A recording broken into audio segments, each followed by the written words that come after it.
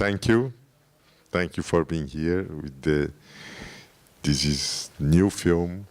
It's just a really beautiful movie.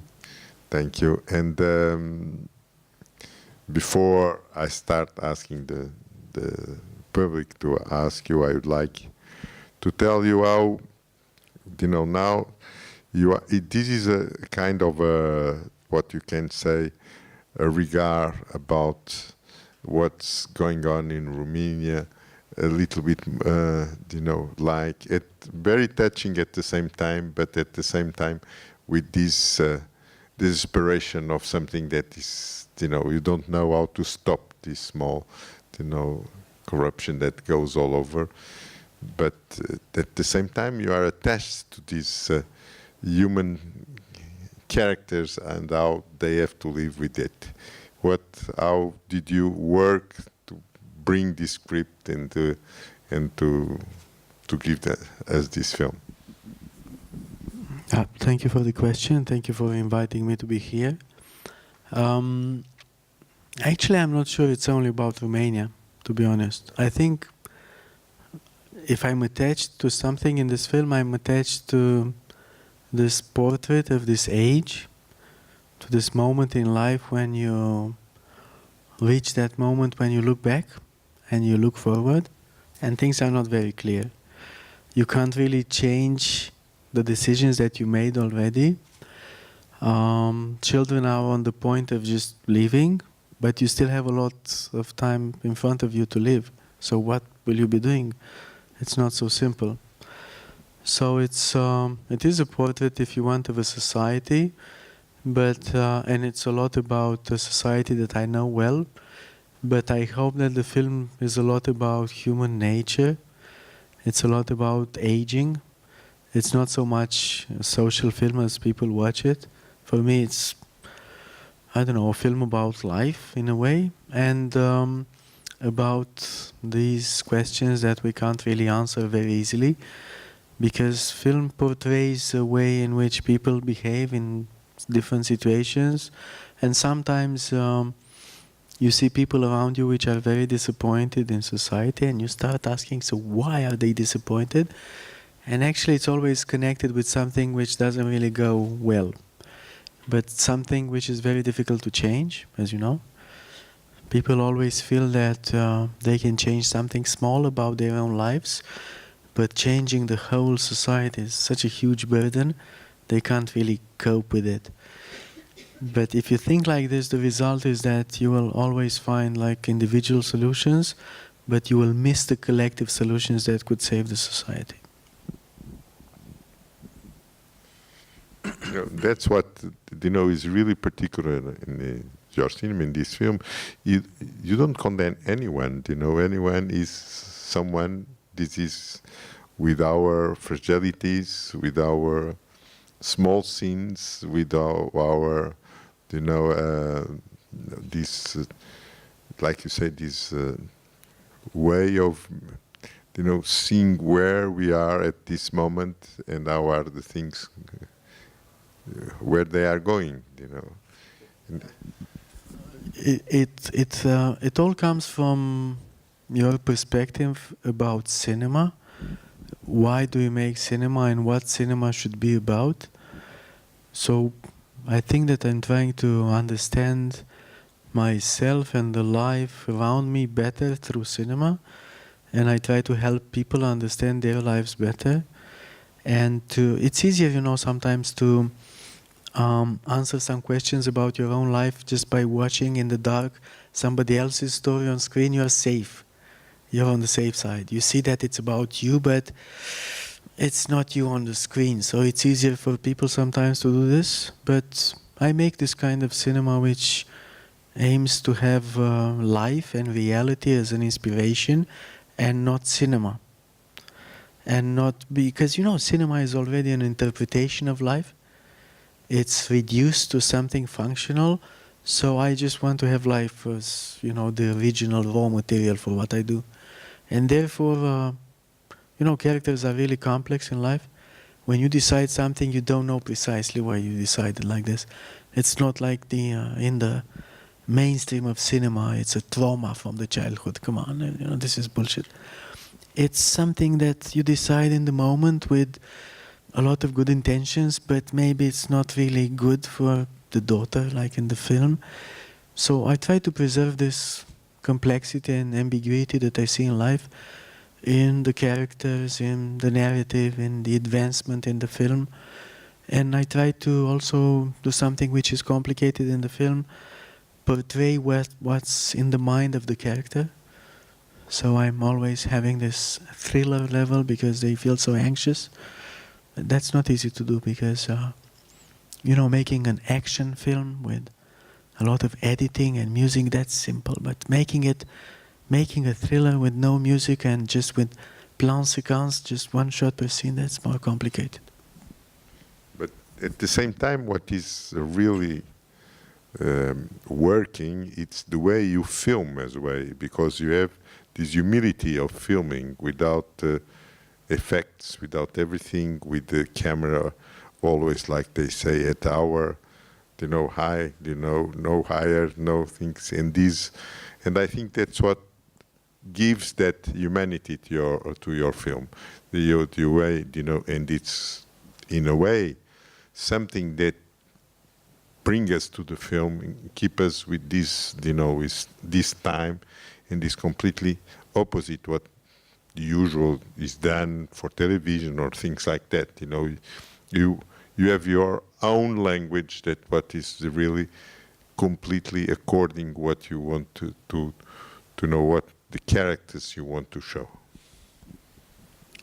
I hope there's a philosophy behind what I do, behind what we do, and it's also a way of positioning yourself towards the means that you can use as a filmmaker. As you know, they can be very manipulative. This is a very manipulative art, and this kind of style that I developed is a way of trying not to be spectacular, trying to avoid all the things that you can very easily do to trick people. You know, if you use violins, it's very easy to make people cry, but try do this just with actors, just with situations. Try having the right rhythm in the film within the scene, not through cutting. Well, it's not the same thing. So it's, you know, we make our life as filmmakers very complicated. It's very difficult to shoot like this. It's very difficult to talk actors into being like very natural in a scene that lasts 5 minutes, 8 minutes, 10 minutes, in which they need to be absolutely precise. But I think it's fair. I think it's an effort that we need to do because it's respectful for us, for the spectators, and even if we're not going to screen these films in multiplexes, it's fine. We don't need to be in multiplexes. It's all right to have, you know, the right audience for this kind of perspective about cinema. Any questions, please? I think that you can ask anything tonight. I will tell you, you know, which are the most frequently asked questions. So, why is the telephone ringing so much in this film? Yes, well, you know. And one nice question that I got in Rome is, why is the mistress staying in the car in front while the daughter is sitting behind?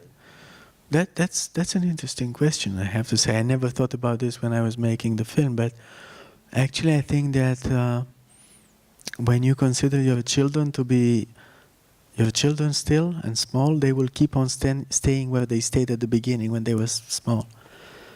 While about your mistress, it's very difficult to kiss somebody sitting behind, I would say.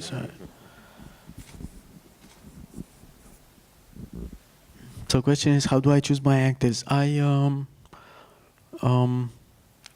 cast them in the sense that I use only or mostly, primarily professional actors, because the film looks very nice at the ending, but the process is complicated for the actors. So I want to use professional actors because I know that if I take just amateurs after my 20th, 30th, 40th take, they will just leave home and say, okay, no, that's too much. So what I do, I try to, first of all, meet them as people. I ask them for the casting, I talk to them, I try to understand who they are. I'm looking for their like personal charisma, who are they as characters, as people. And then I act a lot for them, what I write, my dialogues. And I try to see if they can speak very naturally with my words, because this is the problem with the actors, as you know. You have to be very natural, but you don't use a dialogue which emerges from your head. You have to use somebody else's words.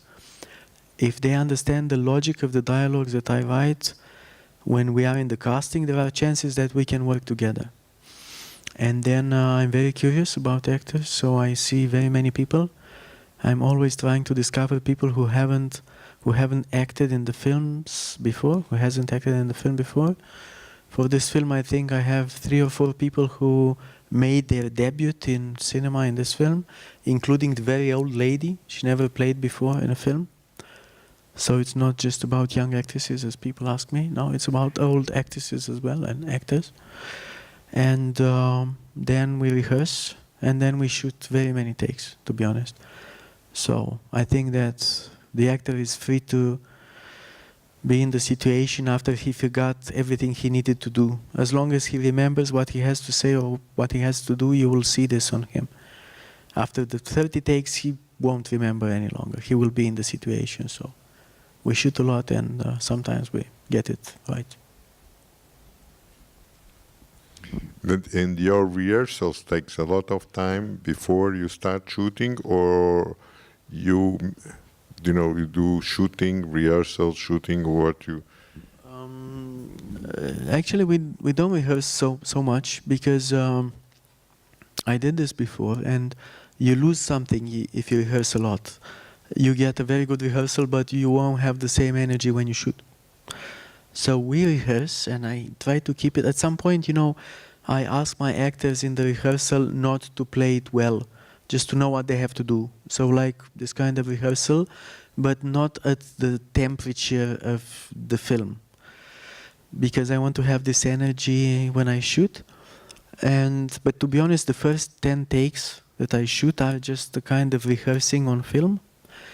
But there's something about the energy of the actor which starts only when you clap.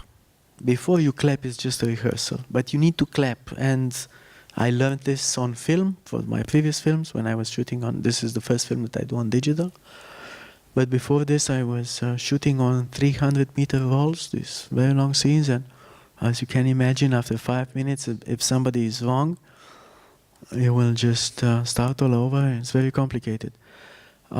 So we rehearse as much as we need, but actually we base this a lot on knowing what we have to do on the shooting. And I talk a lot to my actors after each take. So I'm not just saying, okay, let's have another one. I talk to them, I encourage them, I tell them what is good and what is not good, but I never use, I never tell them that it's bad. I'm always trying to say what's good and to show them, to bring them closer to what's better.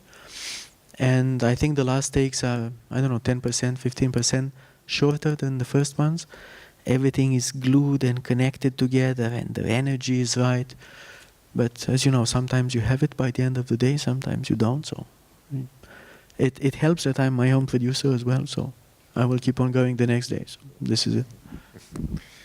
And you are very precise with the movements. You know exactly how you're going to shoot, or there's something that you're discovering, and you give some freedom out there to move, or you are really very precise on that. I need to be very precise. I need to be very precise because, as you know, the film is a very it's based on technique. You have a focus puller. He needs to know where the character will be. So we don't improvise. The film looks quite fluent, but we don't improvise. What we do, they are allowed to improvise if they wish when we rehearse. When we shoot, I correct things from one take to the other, but we fix them. So this is the way we do it, or we found something which was better. Okay, we're going to fix this other thing. But apart from this, we don't improvise. It's very, very difficult to shoot very precise and minute scenes of, I don't know, 5 to 10 minutes if you improvise. It's a different style.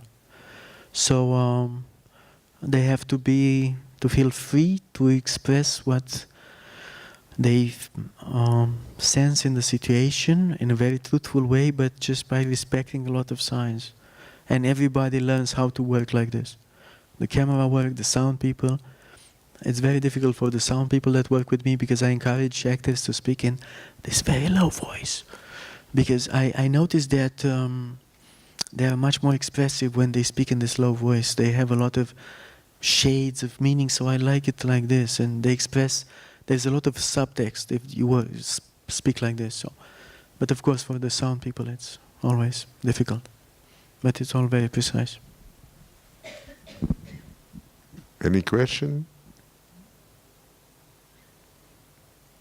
Your career, it's really incredible from the first beginning almost, this reconnaissance that you got, and then but sometimes that is something that blocks the directors afterwards, and you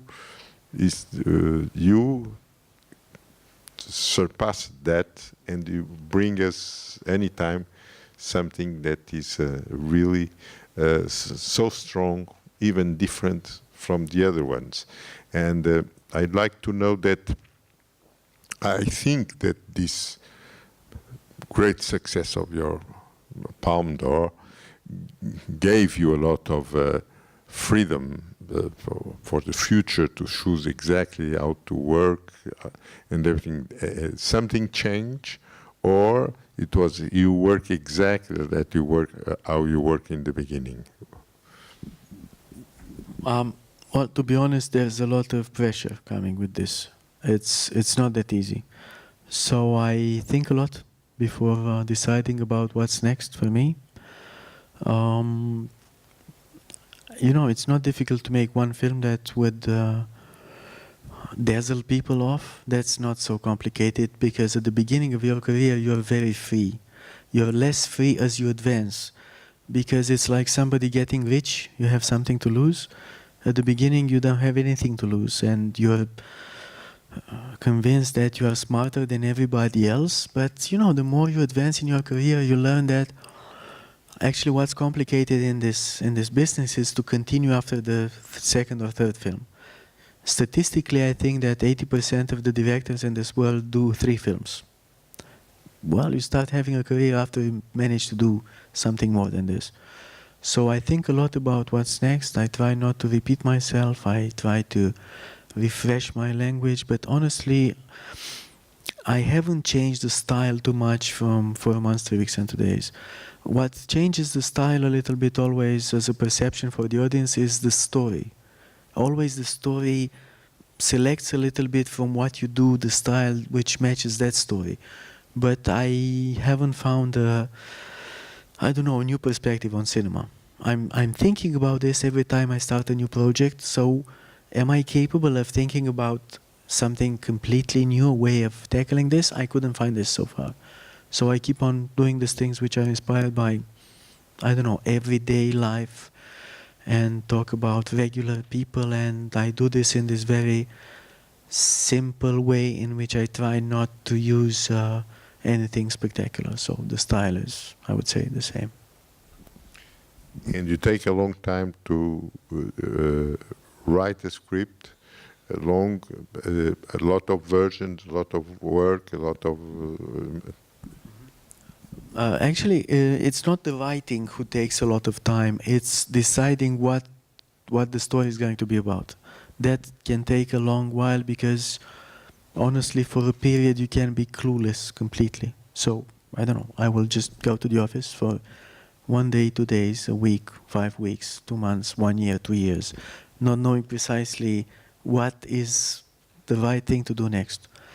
Once I discover what's the right thing to do next, it goes in a different pace. And I write a lot of versions, and I keep on writing for a few months, but the versions are not very different. So I think that At the beginning, I'm more precise with my intentions, with what I want to do. And the more I advance, I cut a lot. And the last thing that I do, I rewrite all the dialogues during the shooting.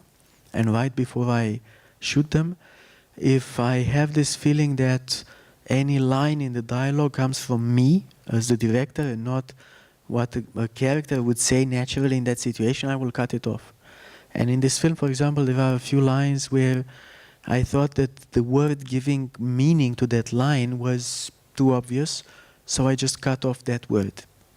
And I just, there's this conversation at the end of the film with these prosecutors and in the hospital, and he says, what's the use of eliminating the tumor if you don't?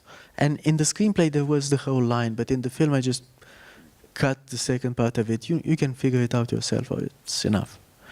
And I do this all the time, but apart from this, I don't know, 10 versions which are shorter, and I work for the rhythm, for the dialogues. But for example, for this film, I was not having the right ending when I started shooting, and I knew this. You feel this if you write your own screenplay, so I kept on writing during the shooting until I managed to find this balance. It's difficult to say by the end of the film if there's any kind of rational hope in the future or not, so I was looking for a situation that would express this a little bit. So I have this capacity of knowing when things are not good. Sometimes I can correct them, sometimes not. And you shoot in continuity, or you mix a lot? Because you are a producer, you are the director. What is the... Well, as a director, I'd like to shoot in continuity, but since I'm always the producer, this is not really possible. It's I think only Haneke can do this with his budgets. So I shoot as much as I can in continuity, in the sense that if I get into this location, I will shoot all the scenes which are in the first part of the screenplay in continuity. But I will skip the scenes which happen someplace else. And if there are scenes here which happen at the end of the screenplay, I will get back. So I will rent the location until the end, and I will get back. What I do now, which helps me a little bit, I started doing something. I started building kind of like sets within the locations. So for example, for my previous film, for Beyond the Hills, I couldn't rent this convent because the Orthodox Church, of course, wouldn't give it to me. So I built everything. I built everything in relationship to a town. For this film, their apartment where they live in the film, it doesn't exist. I like the neighborhood. So I built the apartment there. I found this abandoned building, so they allowed me finally to build inside. So I built this thing the way I imagined, and this helps me a little bit. But it allows me to get there later on to shoot another scene. But apart from this, as you know, production is difficult, so you need to stay within the budget. So but I'm always trying to shoot the last scene of the film as much as possible close to the end, so that actors know what they have been through. Oh, any question? How do I choose the subjects? Because you find them to be different. It's something about how relevant I think they are and how important I think they are. How important they are to me, because I still do films which come from a personal perspective somehow, and how important I consider them to be for you as well. This you is not very precise, but I think that if we think about the life that we have in our everyday life, we understand that there are things which are concerning for us today, which are the subjects of the day more or less. So from all the possible things that I could do, I'm trying to pick up something which is personal for me and important for me, and it matches something that, I don't know, bothers people in that moment, that speaks about a relevant aspect of society in that moment, and ideally that speaks about human nature in a certain way. Finally, what I try to do is I try to understand the meaning of what happens next to me. I read a lot of press, and I'm very careful to the stories happening next to me, but as you know, in life things just happen. they don't have the interpretation, we don't have the meaning, they happen. But in cinema, when you bring them on screen, you can see that there is a significance about them, and all of a sudden things start to talk about, I don't know, a trait of the society nowadays, about, I don't know, selfishness, which I see very much, about individualism and collectivism, like in this film. I think this film speaks a lot about individual solutions in society and the incapacity of nowadays society of finding a collective solution that would save the society. So people would just save themselves. So I think a lot about this, and finally what I do, I put together some things that I noticed from the newspapers or somebody told me about them, and I connect them together and make just one strong story. But I would lie to say that I'm very coherent about this, you know. You're way more coherent when you answer questions now than when you really write them, then you really don't know what you do.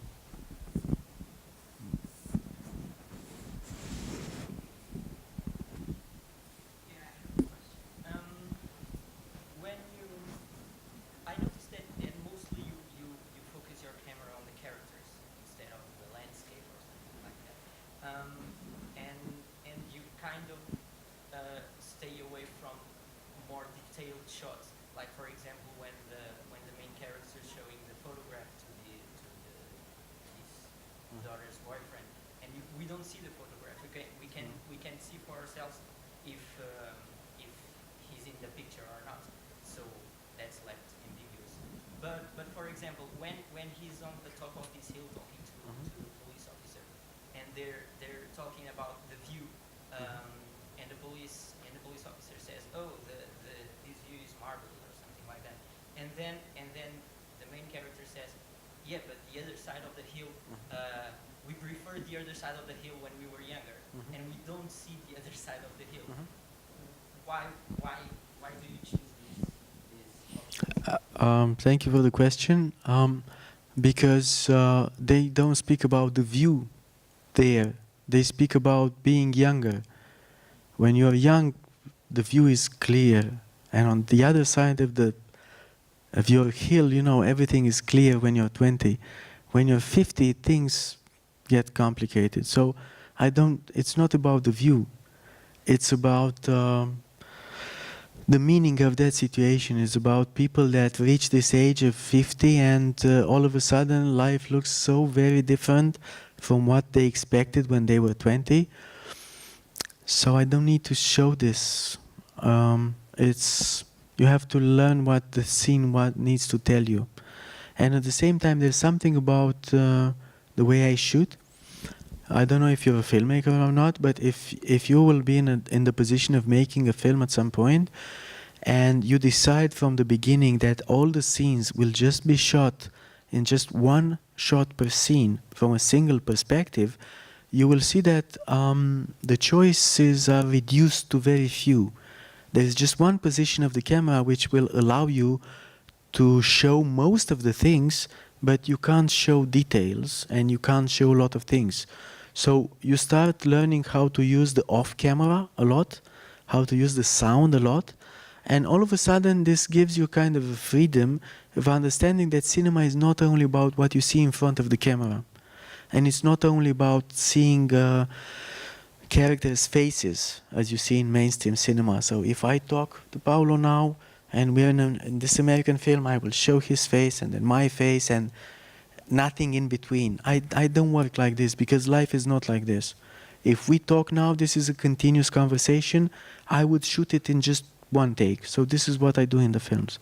I'm looking for this perspective which is good for the situation, but I follow a lot of self-imposed rules. Like I don't move the camera unless there's a movement in the shot. So I won't move the camera just like from my own decision as a filmmaker. For that example that you gave with the picture, I don't have any reason to come and show that picture, so I have to leave that off. But I don't think it's important for the situation. I don't show landscapes because I talk about people. There are landscapes in the film, but they are just landscapes, you know. I talk about people. I talk about what they feel, about the way they advance with their emotions. I make this huge effort of trying to show what's inside somebody's head, which is very difficult to show in cinema. Cinema is this kind of external process in which you show things you can shoot, actions. You don't know what people think, like in a book. So I try to give you this feeling of how these people feel inside. This is why you have this thriller level in the film. It's about his anxiety, it's about his guilt, finally. You know, when you're telling a lot of lies in your life, you might get to this day when you feel that people are observing you because you feel so guilty. So I'm trying to render this situation. So it's all part of this plan of being close to reality in a way.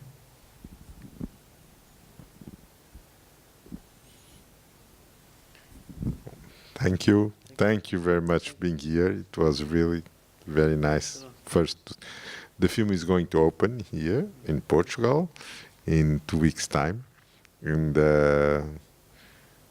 good luck for the future. And for is as well a distributor, organized festival. He's producing. Okay. No, you know everything. Thank you very much. Thank you. Thank you.